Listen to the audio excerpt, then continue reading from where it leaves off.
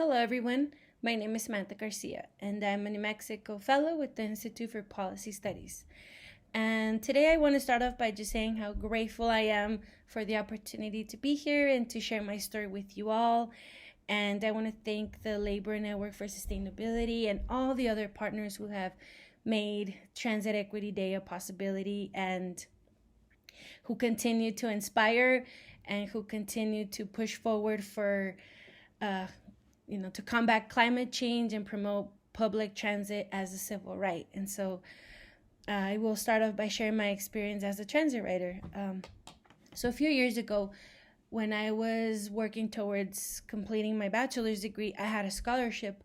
But in order to maintain that scholarship, I had to transfer to a 4-year university, which at the time was in another city from where I was living.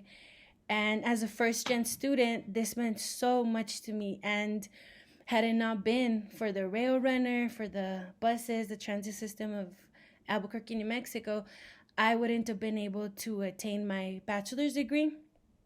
And like myself, I had friends and others who I would see daily take the train, do the commute from across the state to get to Albuquerque, New Mexico, which is where a lot of them came to school.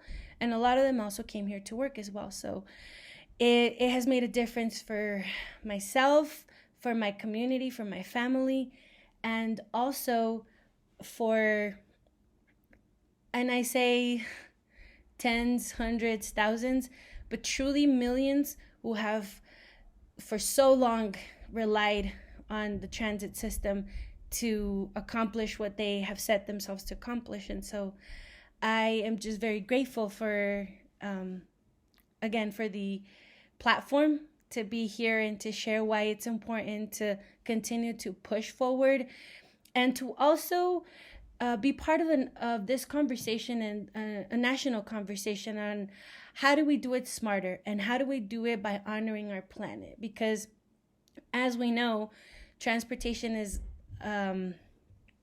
the largest and fastest growing greenhouse gas source in the US, and transportation does account for the largest share of carbon emissions in the US. And so that's toxic to our planet. And if we're thinking ahead and if we want to honor ourselves and our children and the children of our children and the generations to come, it's important to start having this conversation.